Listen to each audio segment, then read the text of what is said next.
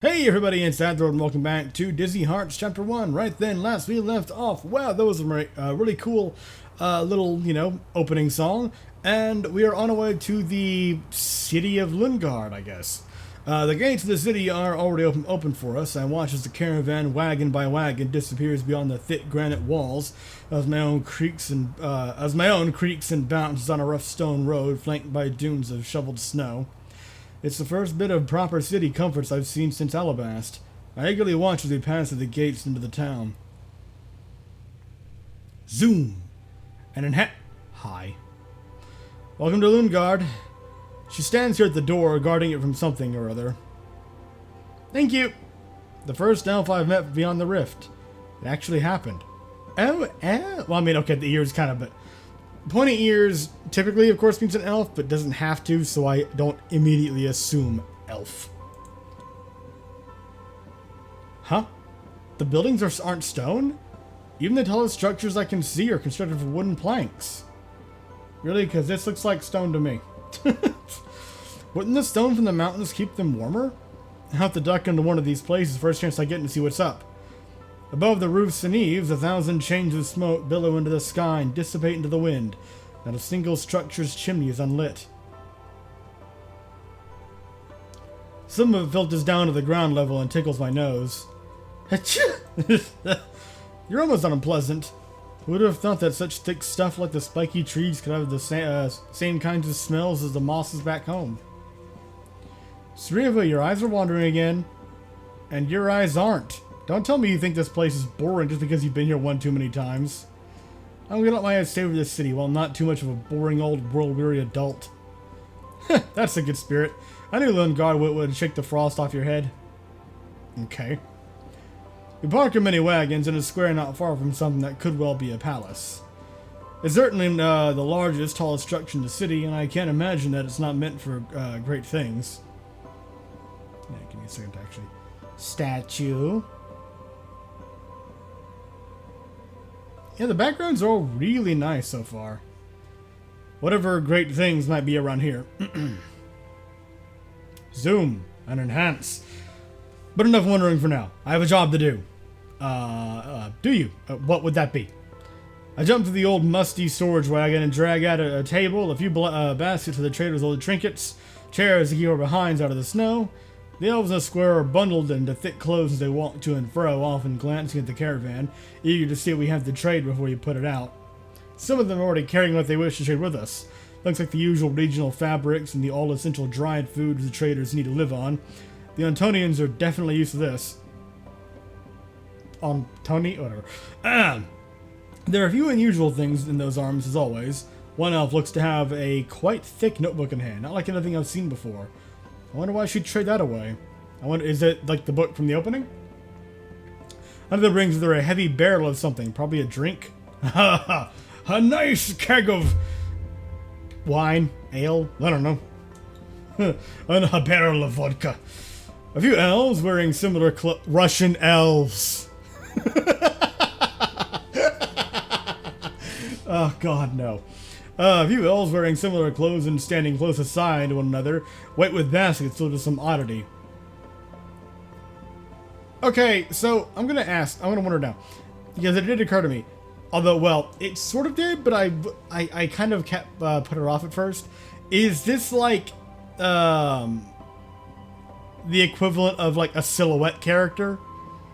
I mean, like the detail that's on the character, like is more than you'd usually see from, just one of the background silhouettes. That's why I wasn't sure and kind of said, brushed off that notion, but maybe this game is really stylistic with it? I don't know. I'm going to put that as a possibility because I still don't know. I myself don't do much of the trading, just the prep work. As such, once I've dragged out all the goods marked for trade, I flag down Matron. Sriva, done with the work? That I am, and you see they'll be here for a long while, right? Something like that. Certainly a week and probably a few rests longer if the parties go out.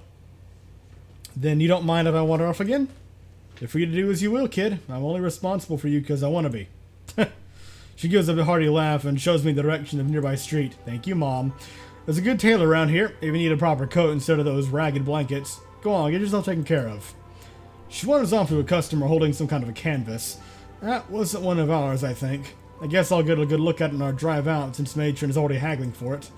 I have a small purchase of valuables worth trading for, though I can't guarantee they'll be taken around here. But why not find out? Yeah, nothing ventured, nothing gained. At least you can venture, even if you gain nothing from the... Never mind. I take a step into the street, past a lamp glowing with a calm fire to look around. More of the locals are carrying their goods to trade. This caravan must be popular here. A few of them look me over if they take the time to notice me. Have any of them seen an Asardi in their lifetimes? Wouldn't surprise me if the answer's no. I wait between the crowd walking the opposite way, wondering where I can find that Tailor matron mentioned. Matron mentioned! Oh my god, I'm bad at this. The signs are all foreign to me, fair enough when I can't read the alphabet, as has become usual, but the images above those strange symbols do nothing to elucidate. May as well ask someone for help. Help! Help! Just start crying out. Excuse me? Yes, child? Okay.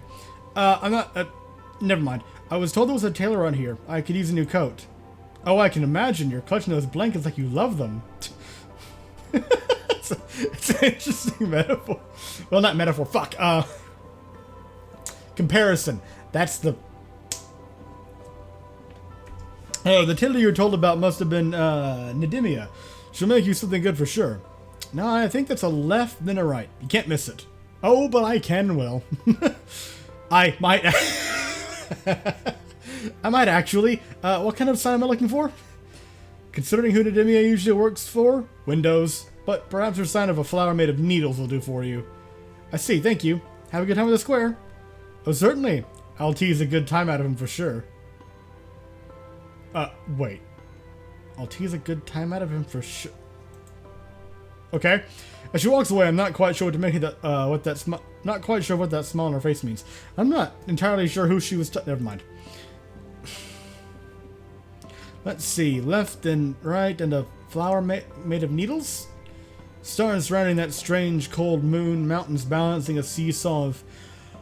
Oh, wait a minute. I think something just occurred to me. I think. Okay, something's coming back. A memory. I think when I first saw the game on Steam, I remember reading that the world is,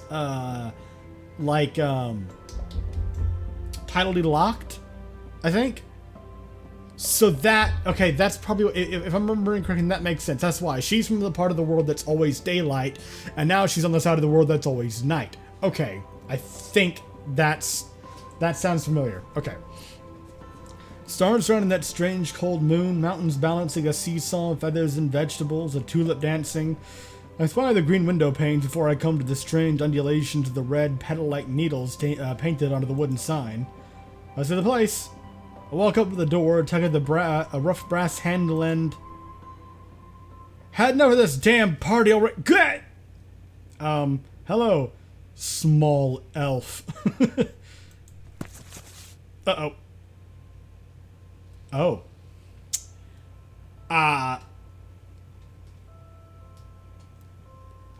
Okay.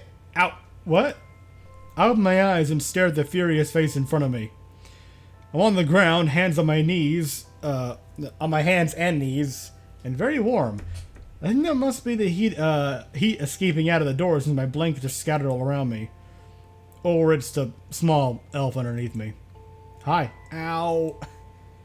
Excuse me. Okay. We would get a zoom out, wouldn't we? Yes, we would. Let's just move on now. She squirmed to the sound of my voice. Did I startle her? What? Huh? Get off me! Prince Busty. Oh, God.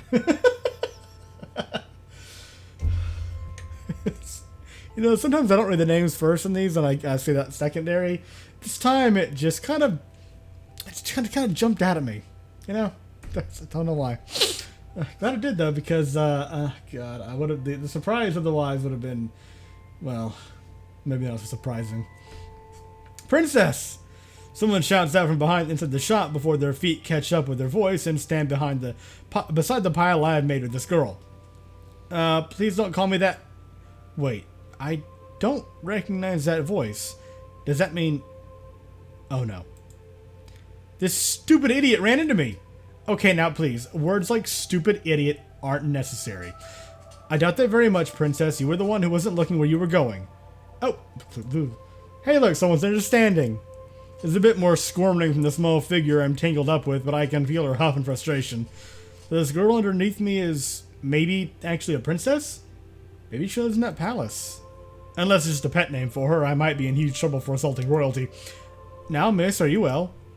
Yeah, a little cold. Sorry, I'm not sure what's going on. Don't worry about it, my friend. Now, princess, is everything okay? She simply glares toward the street. I'm still tangled up with her. I should get up, but the ground is so slippery. I'm hoping to avoid a visit to some frozen dungeon cell. Hey, Your Majesty, could you stop struggling? You keep knocking me down when I'm trying to get up.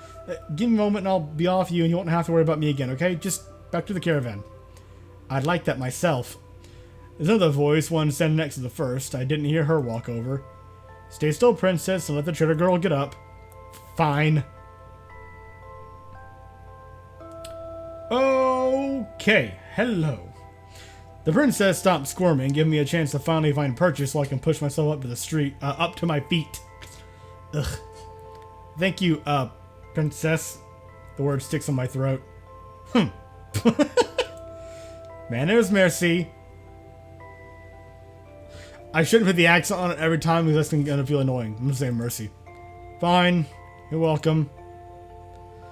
Okay, hi, you're tall. Everything okay out here? This third voice is much more concerned about all this than everyone else. I can wait on the measurements if you're too worked up. Huh? Her knees buckle and I brace myself for impact again. It doesn't happen though. I'd like to rest. We all would, but we still have things to do. Now, finish getting up, dear. That lady minding the princess isn't the queen, is she? I don't know how royalty here works. I think the potential queen is whispering something in the larger woman's ears. Could that one be a bodyguard? If you mean her, I would assume so. Especially because it looks like she may be ripped. Okay.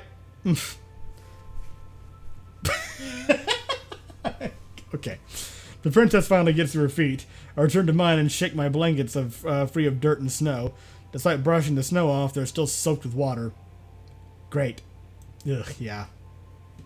Thank you. I'll be heading back to the caravans now. Please take care, princess. The princess really pouts at the ground as if she's mad that I caught her instead of the stones. The older woman elbows her in the ribs, although from the animation here, it looked more like she just elbow checked her. Well, height considering elbow checked her in the head. I'm Princess Marsilia, daughter of Queen Lindwaren? Lindwaren. It's like pseudo-Welsh. Unless it's an actual Welsh name. Who fucking knows? It just looks Welshish.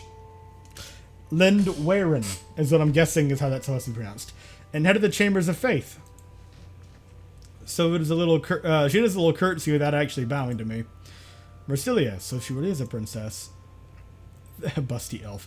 Thank you, princess. Now, where are you going without introducing yourself, my friend? Especially when you haven't finished what you came here for. I wasn't going to bother with the code after this, but I think she's seen through me. Siriva, it's a pleasure. You must have more to say than that. You're from farther beyond the mountains than our usual caravans, after all. My ears are burning despite the numbness.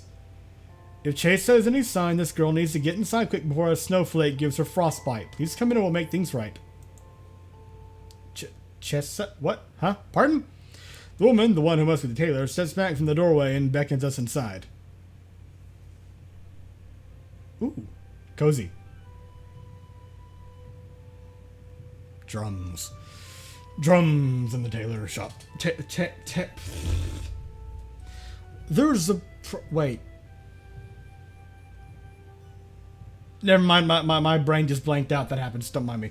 I don't think I've ever seen so many clothes packed into a single room before. The princess follows me into the shop, and her two guardians close the door behind them. Do you need to take do you need something warmer in those blankets?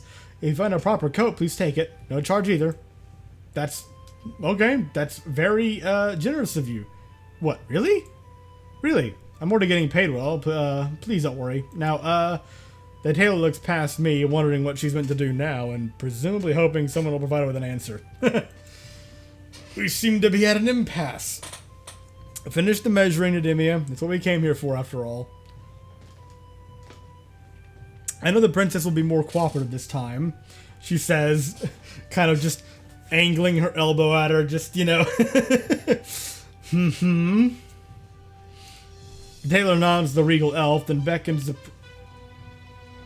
Okay, then. That was a sudden shift in music. Yeah, okay.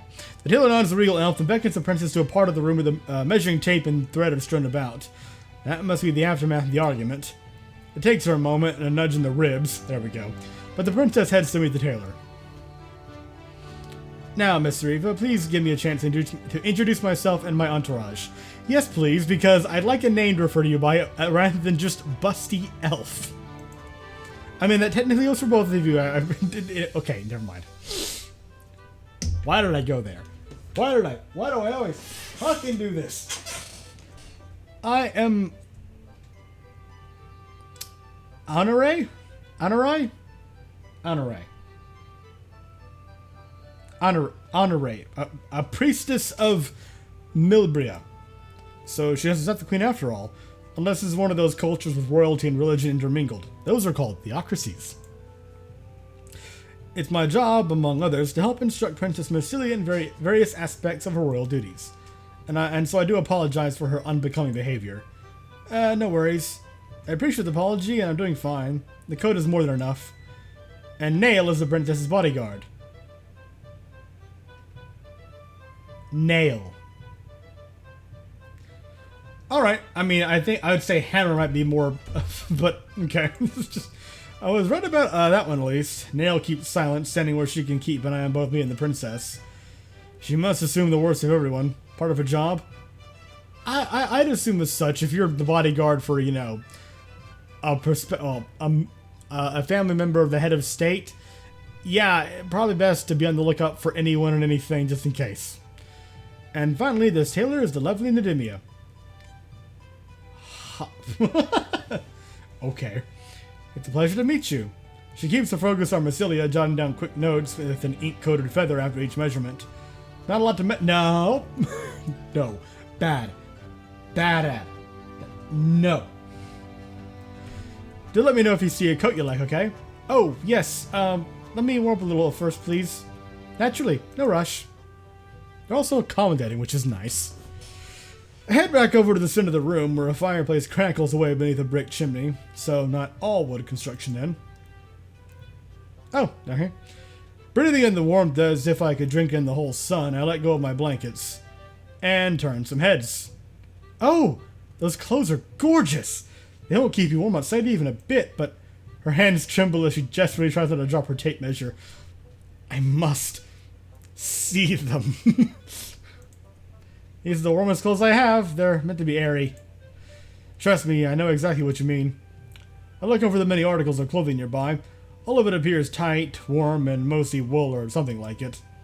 The underwear looks weird. Explain.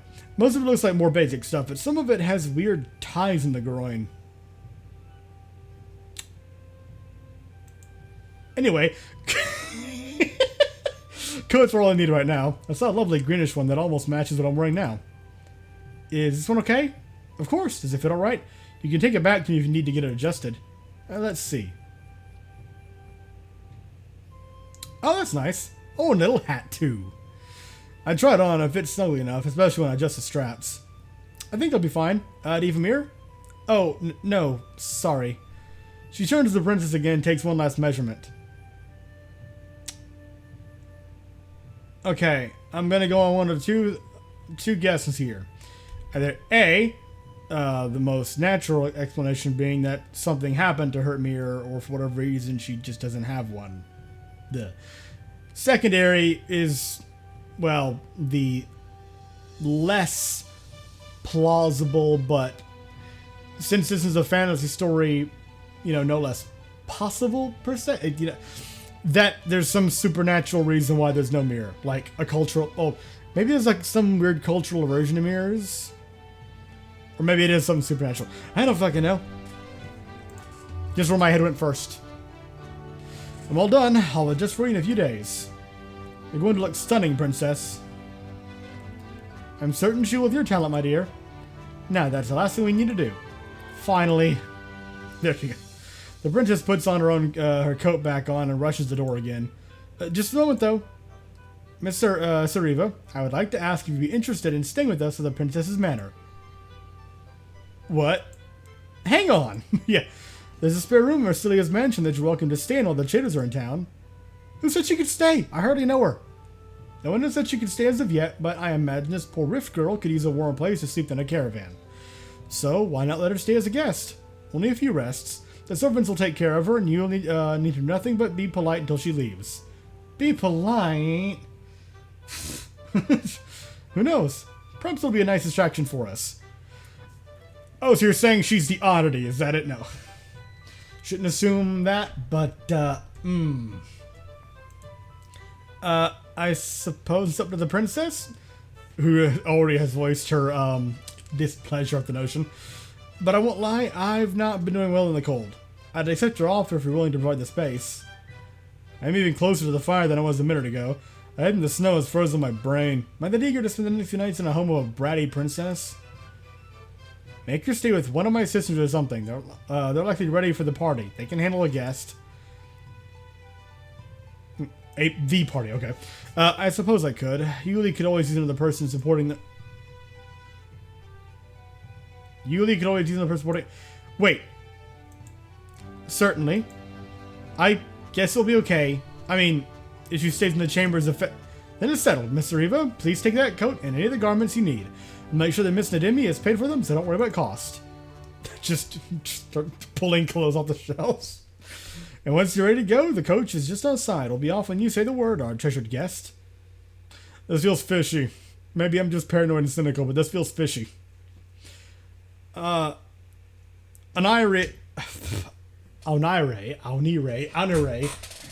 excitement glows brighter than the firelight in the room. That's sad. I almost wish I could take the fire with me more than these clothes. And we're all packed into the carriage. Okay. The curvaceous elf, Honore, settles in her seat in the... Dice. Ahem! Settles on her seat in the carriage, gently rubbing her ears warm. I would imagine, yeah, my ears get cold and they don't extend way past my head, you know? Where it makes it even harder for warm blood to get through and, you know, get heat into them. So, Sriva, tell us of yourself. You definitely don't seem familiar with the town or us. She's very obviously a traveler. Of course, but if our lovely new foreign friend were a short-range traveler, we would have seen more of her, or so I assume. Well, I've come all this way from Massar to Lungarde. How long have you been traveling? What cities have you seen? How far do you intend to go? And why? Just a short series of questions enough to have my head buzzing. That was like machine gun fire 3 questions. How long have you been traveling? What cities have you seen? How far do you intend to go? Yeah, and why? Add the 4th. The short series of questions enough to have my head buzzing. No doubt I look frazzled as I attempt to wave them down before it gets to be too much. One at a time. I'm sorry, I didn't mean to overwhelm you, dear. It's not that, I struggle to put my words and thoughts together all at once. Honestly, I'm more of a storyteller. Uh-oh. Probably shouldn't have said that. Honore's soft smile breaks into a wide grin and she gently claps her hands together. Make a story of it, dear. Okay, I can do that. If this is your first time telling a story, I'm happy to help you. I'm gonna take the tutorial just because I don't know how this game treats it. If it's some kind of a mini-game thing, then yeah, I want to know the rules. First of all, telling a story is more than just picking a series of events. What do you want to convey? What emotional heartstrings you tend to tug on? Perhaps you want your audience to laugh. Perhaps you want them to cry. Not the second one. Well, I mean, okay, under certain circumstances, a sad story, sure. Perhaps people's opinions of you will change based on how receptive of your tale they are. Oh, great. The very first story is a simple one. In the future, it may be impossible to please everyone with the same story, but that's okay.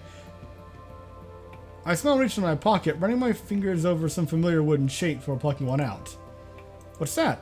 It's a, visual aid. It's a little piece. I flipped the figure over, revealing a cute wooden doll of myself. The contours feel like they've already been worn smooth by my fingers alone. Okay, so this game uses... Okay, so basically get a feeling of what character's personalities are like, and then try and build stories that might appeal to that individual person. Huh. Alright, I'm gonna fuck this up, but that's cool. Oh my, that's adorable! Might I see it? After this story, of course. Did you make it yourself? Yes, I have others, but they're with the rest of my things. I didn't expect to be telling a story. It's fine, we can make it do. We can make do. Right, okay. Soothing, dynamic, or tell a joke. Oh, good, my indecisive ass isn't... I'm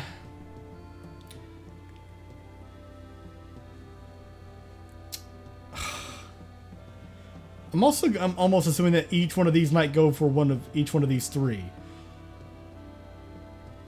And the question is which. Because, you know, you never... I mean... paranoid as I am, a part of me is also like, you know... Is this a...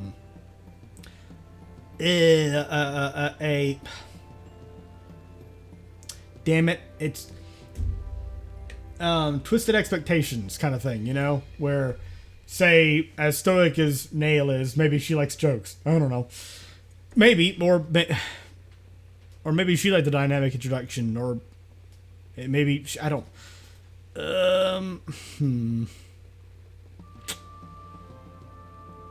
God, this is gonna suck. I don't know. Well, okay, you know what? Maybe I'll just test the waters. So I'm gonna go with soothing build-up. First, I come from a faraway place. Nothing ever falls from the sky. We live in a desert with as much sand as you have snow. Occasionally, the winds pick up and turn the air thick with it until you're being stung as though set on fire. I look over the doll and turn it. It can be a problem when you're dressed mostly in veils, but there are places underground to hide in, if we aren't already living in them. When my people come of age, many of us travel so we can add to the stories we know and knowledge we have. My own home is the largest city beneath the sands. Huh. Honoré and Mercilia listen intently, apparently drawn to my monologue, judging by the way they fall silent and cease their questioning. Okay. Rude story. Arduous tale or wistful reminiscing? Not going with this. Arduous or wistful? I think I'm feeling wistful. I don't know why. For some reason, this is the one that's calling to me, so I'm going with it. I left my doll, turning her around and smiling. I miss my home a lot. I've seen some truly beautiful things out there, though. The oasis of glass, an expanse of sand burned hot by magic and storm, melted so finely you can scrub the floor until it shines like a second sun. Tunnels under a mountain, a beautiful city that's one great long tunnel under the mountain. Eventually, I stopped seeing the sights I had been told about. I've gotten to see some amazing places I can make stories of and share with others one day. Honoré tilts her head. What's stopping you from writing these stories now? Write them? Oh, no, the Asari language is mostly oration. In writing, our alphabet is made of sounds to be spoken. Then you can't read and write? Not really, no. Honoré and Mercilia share a small nod before facing me once more. We'll have to introduce you to a teacher soon, then. I mean, okay, but that also sounds... yeah, I fucked up, and then went to go emphasize it, and then got it mixed up with the proper pronunciation. Ugh. It sounds kind of patronizing, but you know, just putting that up there. Cheerful closer, hopeful ending. Let's go with hopeful ending. I rub my cheeks with one hand, turning the doll of myself over one last time. This doll keeps changing, and all things willing, it will happen many more times. I don't know when the journey's supposed to end. We're never told what to expect beyond stories already told. It's probably why I have to travel so far away just to find new ones. I glance up at the approaching outline of a great building in the snow. How big will it be up close? Just a couple of days here, yes? Yes, dear, just a couple of days. Although in this introduction case, you've been presented with entirely different styles for each option, feature stories can follow set themes, staying somber or happy to suit your needs and ideals. Okay. Interesting. I roll my shoulders and stretch a little, fighting a yawn while watching the princess's mansion crystallize from a shadow in the snow to an impressive building of stone and glass. You know what? I'm going to end this episode here. Thank you very much for watching. I hope you enjoyed, and I will see you next time.